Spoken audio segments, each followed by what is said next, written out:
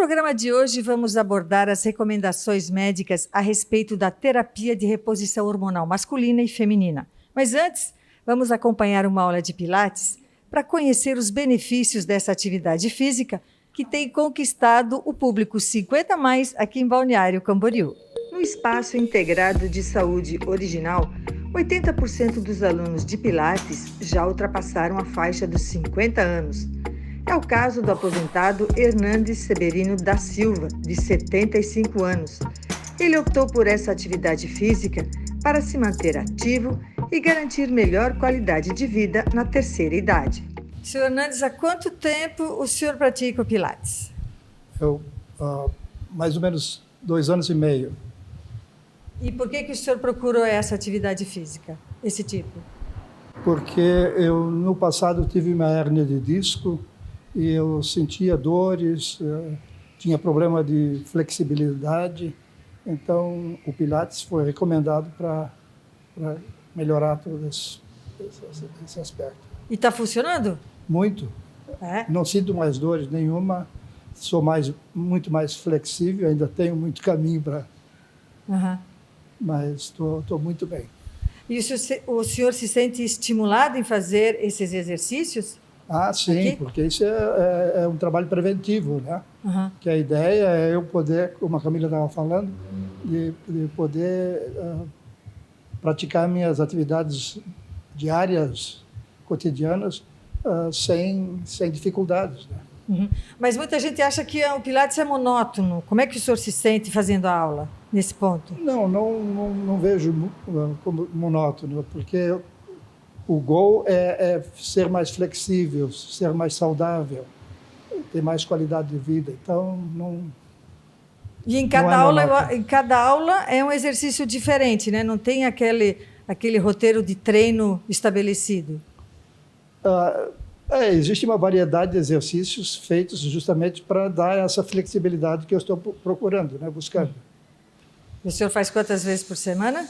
Estou fazendo agora, já fiz 3 por semana no passado, mas agora estou fazendo 2 vezes por semana. O senhor recomenda o Pilates para a turma ali? Muitíssimo. A fisioterapeuta Camila Antunes é a instrutora do seu Hernandes. Há 6 anos, vem desenvolvendo programas de treinamentos específicos para as necessidades e limites de cada aluno.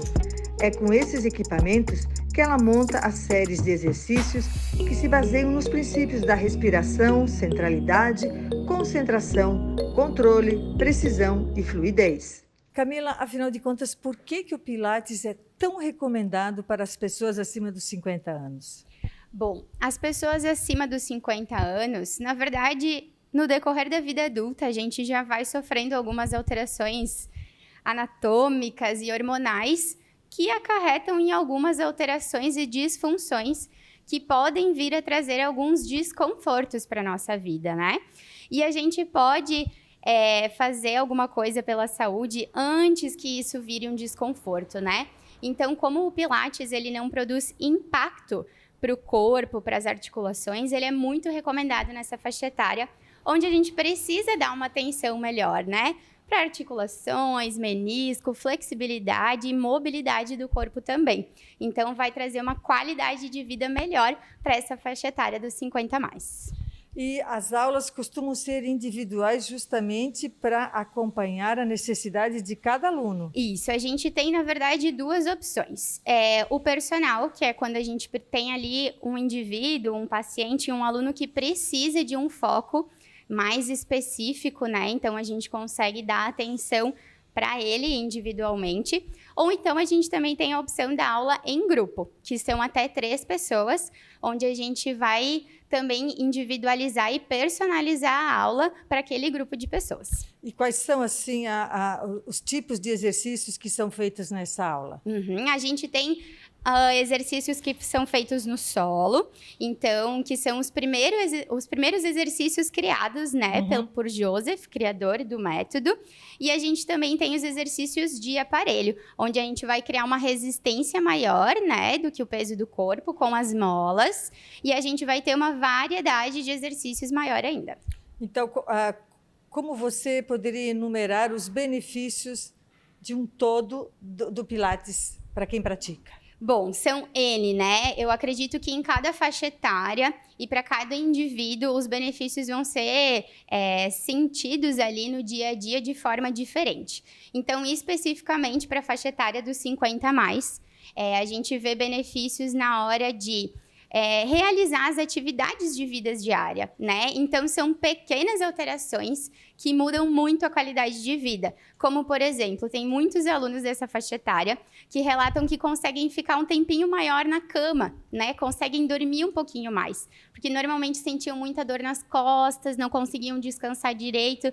Então, eles notam e percebem que eles conseguem dormir um pouco mais e isso gera uma qualidade de vida enorme no dia, né? Ou então consegue ter mais equilíbrio, mais amplitude de movimento nos braços, né? Para continuar fazendo as suas atividades na cozinha, de pegar um balcão, secar o cabelo, escovar o cabelo. Então, tudo isso parece muito simples, mas nessa faixa etária a gente consegue levar essa qualidade de vida. No caso do seu Hernandes, vamos mostrar assim alguns exercícios para você explicar para a gente de que forma ele atua no nosso organismo, de que forma responde? Com certeza, vamos lá então. Normalmente no nosso dia a dia a gente não usa toda a capacidade respiratória que a gente tem para colocar no nosso pulmão, na nossa respiração. Então esse é um dos principais pilares do método, né? Então normalmente a gente começa a aula voltando, centrando para o nosso corpo, né? E respirando de forma adequada para a atividade. Então, a gente começa inspirando profundo, lá nas costelas. Então, a gente tira a nossa respiração, que normalmente é torácica, é no peito, né? A gente traz essa respiração para o diafragma. Enche o pulmão bem grande, afastando uma costela da outra.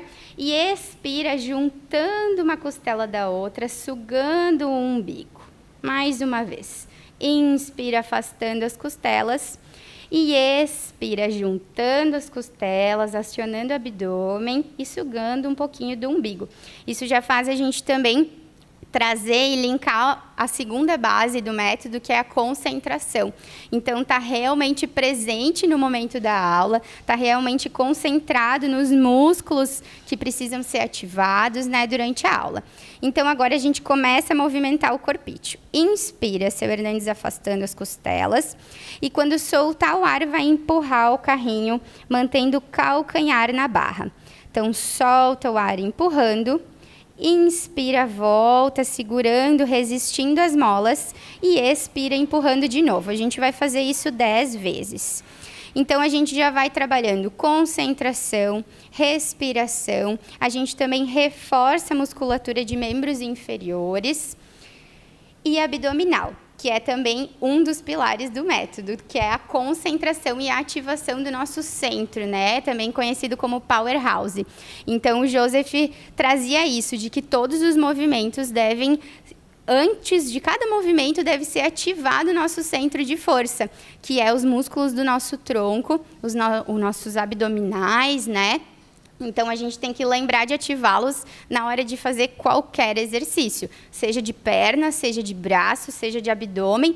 Isso vai prevenir muitas lesões que a gente vê, inclusive, em outras atividades, né? Por isso que é importante a respiração, né? No momento que a gente está conseguindo respirar de forma correta. A gente já está concentrado, né? Porque aí não dá nem tempo de pensar em outra coisa. E a gente consegue ativar a musculatura abdominal de forma correta.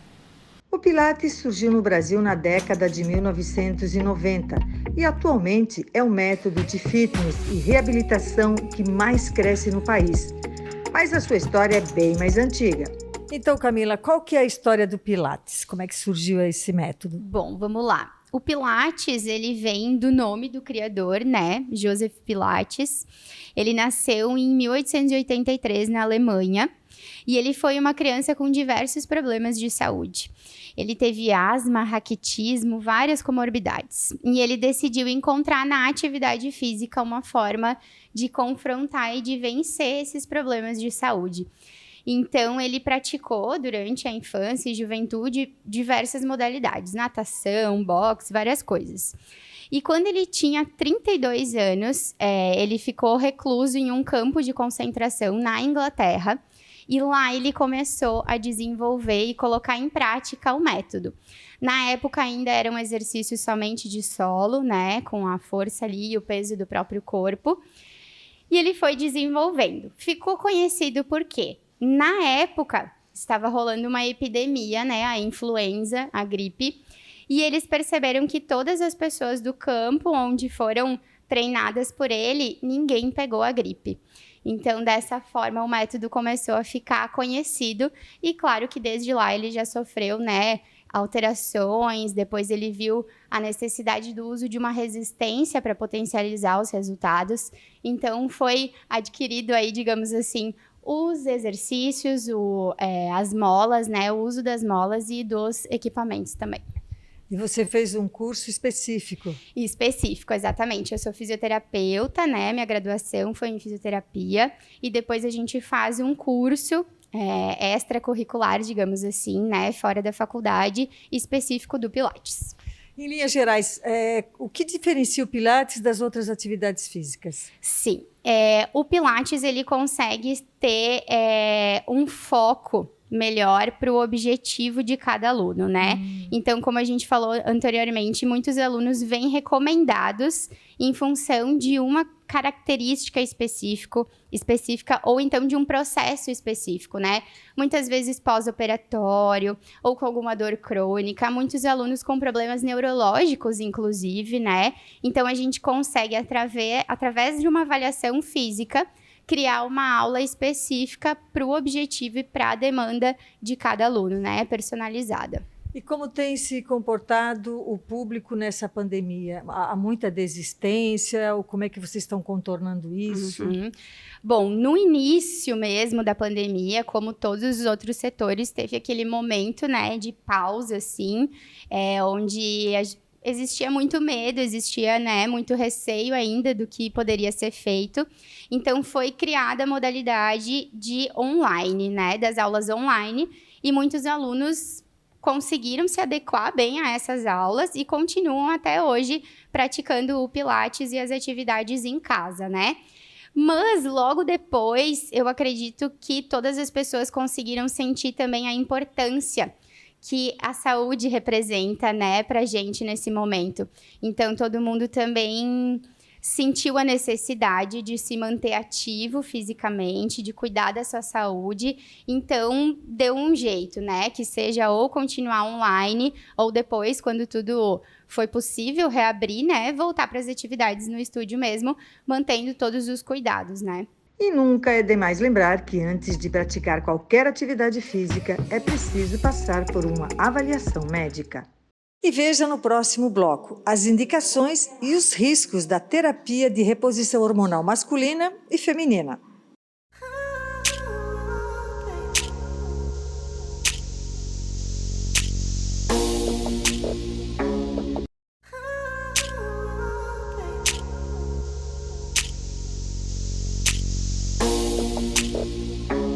Bom, neste bloco, o nosso assunto é reposição hormonal, um tratamento que visa aliviar os sintomas da menopausa nas mulheres e da andropausa nos homens.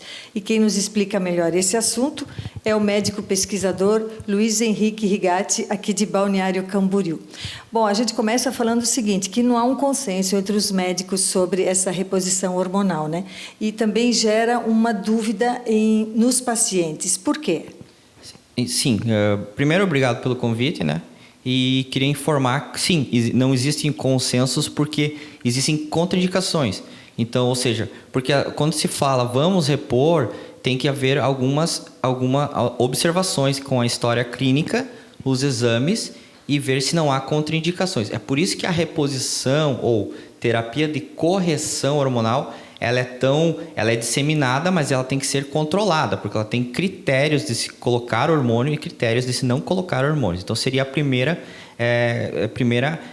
alicerce seria ter indicação de colocar um hormônio dentro de uma pessoa. Porque quando ela começa a ter um déficit, para você suplementar ou repor ou corrigir, além de ter o exame mostrando um déficit, você tem que ter uma história clínica.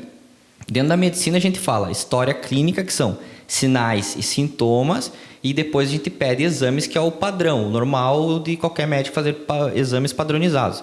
Por exemplo, ultrassom mamário, ultrassom transvaginal nas mulheres para ver uma possível menopausa e fazer exames hormonais sanguíneos e salivares para ver se há critério de reposição. Tá? Eu, por exemplo, faço reposição há alguns anos. Existe uma data limite para se parar de tomar ou não? Boa pergunta. Usar. No caso, você está falando de estrogênio e progesterona. Isso. Então, e testosterona. E testosterona. Então, veja bem. Quando uma pessoa começa a repor... Aí que tá. Se uma pessoa chega aqui no consultório com menopausa e já está em menopausa há muito tempo, ou seja, ela já está em menopausa há muito tempo, esse critério de se repor diminui. Ou seja, porque já tem alguns riscos de começar com o estrogênio, o estradiol no caso, numa pessoa que já estava há muito tempo menopausada. Agora, uma pessoa que está há pouco tempo menopausada e que não há critérios de não utilizar, por exemplo, o que é um critério de não usar um estrogênio? Ou seja, risco de câncer de mama. Todos nós médicos sabemos que risco de câncer de mama, estrogênio, não é um bom hormônio para ser utilizado nessa mulher. E também aquelas pessoas que têm facilidade em ter trombos, ou ter uma trombose. Então, usar estrogênios nesses casos, eles têm data, não é indicado. Se a pessoa tem indicação e não tem contraindicação, ou seja, ela pode usar por longos períodos, sendo que ela faça um acompanhamento de taxas hormonais sanguíneas e exames de imagem. Uhum. Existem vários estudos sobre esses hormônios na menopausa, mas na andropausa ainda não muito, né? Eu acho que a maioria dos homens nem sabe do que se trata. Aí que tá. Talvez porque não seja tão disseminado. A classe médica, quando a gente sai da faculdade, a gente tem um preconceito bem forte contra os hormônios. Certo? Por quê? Porque é pouco estudado e realmente tem riscos. Então, por exemplo, um homem, falando andropausa, que vai repor uma testosterona, tem contraindicações também, que são alguns cânceres e a própria hiperplasia prostática benigna. Que aí você começa a repor testosterona, esse hormônio testosterona ele pode ser convertido em 2 outros hormônios que podem facilitar ou promover uma doença já subjacente. O que é subjacente? Uma doença que já exista. Quais são os sintomas da menopausa? Isso, tá.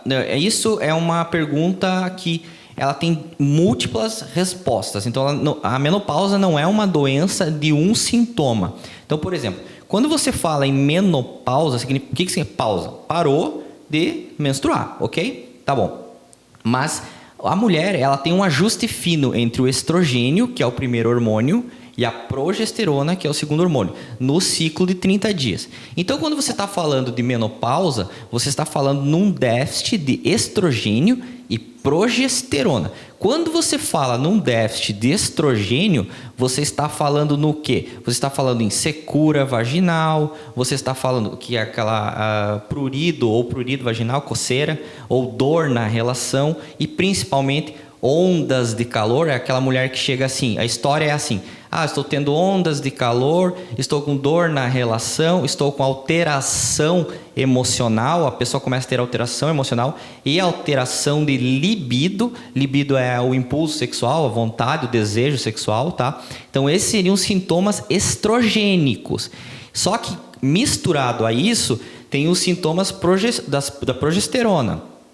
Os déficits de progesterona já causam sintomas diferentes. Por exemplo, quando você tem déficit de progesterona, tem mais facilidade em o quê? Retenção, inchaço, celulite, tá? E ansiedade. Então, quando você fala uma pessoa menopausa, você está mesclando esses sintomas estrogênicos, por exemplo, ondas de calor, baixa de libido, alteração de cabelo, com inchaço, retenção, celulite. Vê se consegui te explicar. Quando você fala menopausa, você consegue dividir em 2 hormônios. Tá, mas por quê? Esses 2 já estiveram em déficit. Mas antes de uma menopausa, você pega uma mulher que está precisando de uma reposição, ou a palavra certa seria correção, não reposição, né? Então, pega uma menina ali que está tendo já sintomas de déficit de estrogênio e não está tendo sintomas de déficit de progesterona, então você pode corrigir um deles apenas. E qual seria o problema do déficit de progesterona? Tá, do progesterona, normalmente o déficit visível em consultório, principalmente dos ginecologistas, né? Que eu não sou um ginecologista, mas principalmente são os cistos. Cisto mamário cistos ovarianos, né, até uma doença que não é tão facilmente tratada como uma endometriose, facilita em déficits de progesterona. Essas pessoas em déficit de progesterona, elas facilitam ter cistos mamários, cistos ovarianos, endometriose e até que não tendo a ver com menopausa, mas abortos também tem a ver com déficit de progesterona. Já antecipando, um déficit de estrogênio no longo prazo, ele facilita, não estando em menopausa, facilita a infertilidade e facilita o quê? O que a gente comenta, osteopenia e osteoporose. Ou seja, aquela mulher que vem envelhecendo e tem pouco estrogênio, esse estrogênio facilita com que o osso fique mais frágil e mais fraco. Tá? Não tem como reverter, mas a partir do momento que se sabe que está num processo de osteopenia e se faça uma correção hormonal, dá para conter o avanço? Isso, dá para paralisar o avanço, mas você tem que entender que você continua envelhecendo. Então, consequentemente, não é apenas o estrogênio que vai reverter isso. A gente sabe que tem outros minerais responsáveis por isso, como vitamina D e outros hormônios e minerais que são responsáveis por pela densidade do osso, né? Então, qual seria basicamente a diferença do déficit entre progesterona e estradiol? Isso. Vamos falar estrogênio e progesterona. Isso. Então, pensa só. O estrogênio, é bom falar isso para as mulheres, o estrogênio é um hormônio que incha. Então, por exemplo, é um hormônio que incha, entendeu? A progesterona já é um hormônio que desincha. Então, existe um ajuste fino, um equilíbrio entre estrogênio e progesterona nas mulheres. E isso, por isso que, você não está conseguindo visualizar, mas existe no ciclo normal, o ciclo inicial é estrogênico e depois o ciclo é da progesterona. Então, o estrogênio, quando há o déficit, é os sintomas mais comuns da menopausa, que é o quê? Calorão, história assim, calorão, a pessoa com calorão, alteração de libido, alteração de cabelo, alteração de memória e alteração de humor. Já o déficit paralisando agora, o déficit de progesterona é uma mulher que fica inchada, retida, com celulite e ansiosa. Ou seja, por isso que existe um ajuste fino entre os dois hormônios. E a menopausa, ela traz inúmeros sintomas. Então, por isso, há uma combinação desses sintomas, né? Os homens também enfrentam a queda da produção hormonal à medida que envelhecem. Ocorre que a maioria desconhece os sintomas da andropausa, pois são manifestações mais discretas do que nas mulheres. E quanto aos homens, a partir de que momento eles podem passar a fazer essa correção hormonal? Isso. A questão não é a partir de quanto. A partir se você unir história, ou seja, queixas com sintomas, com um exame físico e com um exame de sangue e já tiver necessidade de correção, então entenda, não é engessado. Não existe, a partir de tantos anos você pode fazer. Não, você tem que ter essas três coisas. O que a pessoa conta, o que eu vejo e o exame que eu enxergo. E aí, unindo isso, eu tenho uma indicação de uma terapia de correção hormonal. Tá? E existem os riscos para os homens? Então, só para corrigir uma coisa. Por exemplo, quando a gente fala em terapia de correção hormonal de andropausa e testosterona, lembre-se também que as mulheres também têm testosterona. Então, quando você está fazendo uma correção, o homem, você não faz apenas uma correção de testosterona. Ele tem muitos outros hormônios no corpo e é esses hormônios que têm que ser visualizados por exames de sangue e de saliva. Mas aí existem esses riscos também? Isso. Toda terapia de reposição hormonal tem que ser supervisionada por um profissional e todo hormônio tem risco. Por isso que nenhum hormônio ele é ausente de risco. Todos em sobredosagem em excesso, vamos falar assim, pode causar algum problema no corpo. Por isso que eles têm que ter um equilíbrio. Esse equilíbrio são doses baixas e seguras com critério. E existem fatores que interferem na testosterona? Isso. Existem fatores que interferem na produção de testosterona, com certeza. Por exemplo, se você faz atividade física regularmente, aumenta a testosterona. Se você pega sol, aumenta a testosterona. Se você faz sexo, aumenta a testosterona.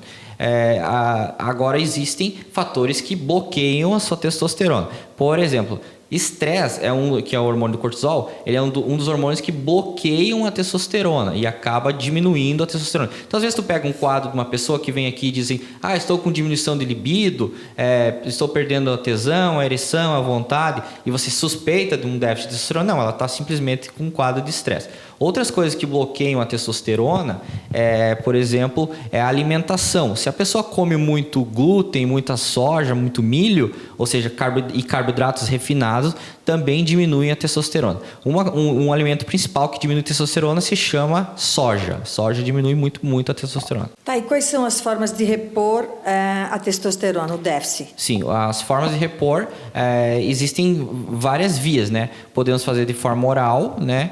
Que não é uma das mais indicadas, mas pode ser feita. Podemos fazer também por géis transdermal lipossomal, ou seja, passa na pele.